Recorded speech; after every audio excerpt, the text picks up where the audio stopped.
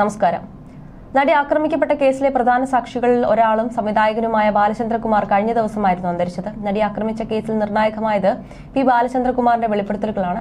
ദിലീപിനെതിരെ ബാലചന്ദ്രകുമാർ നടത്തിയ വെളിപ്പെടുത്തലുകൾ കേസിൽ വലിയ വഴിത്തിരിവായിരുന്നു സൃഷ്ടിച്ചത്. തുടരന്വേഷണത്തിലേക്ക് കടന്നതും അദ്ദേഹത്തിന്റെ വെളിപ്പെടുത്തലിന്റെ പശ്ചാത്തലത്തിലായിരുന്നു. വൃക്കരോഗം ഗുരുതരമായതിനെ തുടർന്ന് ബാലചന്ദ്രകുമാറിന്റെ കുടുംബം വൃക്ക മാറ്റിവെക്കൽ ശസ്ത്രക്രിയയ്ക്ക് സാമ്പത്തിക സഹായം തേടിയിരുന്നു.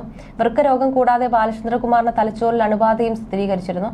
കഴിഞ്ഞ മാസം അവസാനം മുതൽ ആരോഗ്യനില ഗുരുതരമാവുകയായിരുന്നു. അതേസമയം നടി ആക്രമിക്കപ്പെട്ട കേസിൽ അന്വേഷണ ഉദ്യോഗസ്ഥരുടെയും ചാനലുകളുടെയും മറ്റും താൽപര്യത്തിനനുസരിച്ച് പ്രവർത്തിച്ചിട്ടും അവസാന കാലത്ത് അദ്ദേഹത്തെ സഹായിക്കാൻ ആരും തയ്യാറായതായി തനിക്ക് അറിയില്ലെന്നാണ് ബാലചന്ദ്രകുമാറിന്റെ മുൻ സുഹൃത്തു കൂടിയായ ശാന്തിവിള ദിനേശ് പറയുന്നത്. സ്വന്തം യൂട്യൂബ് ചാനലായ ലൈറ്റ്സ് ക്യാമറ ആക്ഷനിലൂടെ പ്രതികരിക്കുകയായിരുന്നു അദ്ദേഹം.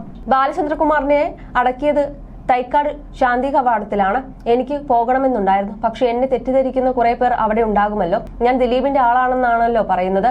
അങ്ങനെയല്ലെന്ന് എനിക്കല്ലേ അറിയൂ. ഞാൻ ബാലചന്ദ്രകുമാറിന്റെ മൃതദേഹം കാണാൻ ചെന്നാൽ കളിയാക്കാൻ ചെന്നതാണെന്ന് ഒരുപക്ഷെ ചിലർ പറഞ്ഞേക്കാം. അല്ലെങ്കിൽ അവിടെ ഷീബ നിൽക്കുന്നുണ്ടെങ്കിൽ അവർ എനിക്കെതിരെ പൊട്ടിത്തെറിക്കാം. അങ്ങനെ സീൻ ഉണ്ടാക്കരുതെന്ന് വിചാരിച്ചത് കൊണ്ടാണ് അവിടെ പോകാതിരുന്നത്. ബാലചന്ദ്രകുമാറുമായി എനിക്ക് ഒരുപാട് അടുപ്പമുണ്ടായിരുന്നു. അതായത് പിക് പോക്കറ്റ് എന്ന സിനിമ നടക്കുമെന്ന് ഉറപ്പുണ്ടായിരുന്ന കാലം വരെ നല്ല സുഹൃത്തായിരുന്നു. അത് കഴിഞ്ഞ് ദിലീപിനെ ശത്രുപക്ഷത്താക്കിയപ്പോഴാണല്ലോ മറ്റു ചിലരെ കൂട്ടുപിടിച്ച് എനിക്കെതിരെയും തിരിഞ്ഞത്. അതോടെ ഞാനും അദ്ദേഹവുമായുള്ള ബന്ധം അവസാനിപ്പിച്ചു. അല്ലാതെ എനിക്ക് എന്തിനാണ് അദ്ദേഹവുമായി പിണക്കം? കുറെ കാലം എന്നെ ആവശ്യമില്ലാത്ത കുറെ തെറികൾ അദ്ദേഹം പറഞ്ഞു. എന്റെ വീട്ടിൽ വന്ന് അദ്ദേഹം എന്നോട് പറഞ്ഞ കാര്യമുണ്ട്. ദിനേശ് ചേട്ടാ, ദിലീപ് സാറിന്റെ കയ്യിൽ നിന്നും ഞാനൊരു 10 ലക്ഷം രൂപ വാങ്ങിത്തരാം. ചേട്ടൻ വാടക വീട്ടിൽ കഴിയുന്നു, വർക്കുകളൊന്നുമില്ല, ജീവിക്കേണ്ടേ എന്നായിരുന്നു അദ്ദേഹം ചോദിച്ചത്. റേഷൻ കടയിൽ നിന്നും കിലോയ്ക്ക് 20 രൂപ വെച്ചുള്ള അരി കിട്ടും. 15 കിലോ അരിക്ക് 300 രൂപയാണ് ചിലവ് വരിക. എനിക്കും ഭാര്യയ്ക്കും മകനും എന്റെ ലാബിനും ജീവിച്ചു പോകാൻ അത് മതിയെന്നായിരുന്നു ഞാൻ അദ്ദേഹത്തിന് നൽകിയ മറുപടി. വർക്ക് വരുമ്പോൾ തിരിച്ചു കൊടുത്താൽ മതി, ഇത്ര ദിവസത്തിനകം തിരിച്ചു നൽകണമെന്ന് പറഞ്ഞല്ല ഈ പണം നൽകുന്നത്. ചേട്ടൻ വാങ്ങിക്കെന്നും അദ്ദേഹം നിർബന്ധിച്ചില്ലെങ്കിലും എനിക്ക് കണ്ടവന്റെ പണം വേണ്ടെന്നും പറഞ്ഞ് താൻ അദ്ദേഹത്തെ മടക്കി അയക്കുകയായിരുന്നു എന്നും ശാന്തിവിള ദിനേശ് പറയുന്നു. മാത്രമല്ല, നടി ആക്രമിക്കപ്പെട്ട കേസിലെ പോലീസ് അന്വേഷണം കാര്യക്ഷമമല്ലെന്നും ശാന്തിവിള ദിനേശ് പറയുന്നു. മാഡം തന്ന കൊട്ടേഷനാണ് ഇതെന്നായിരുന്നു തട്ടിക്കൊണ്ടുപോകുന്ന സമയത്ത് പൾസർ സുനി പറഞ്ഞത്.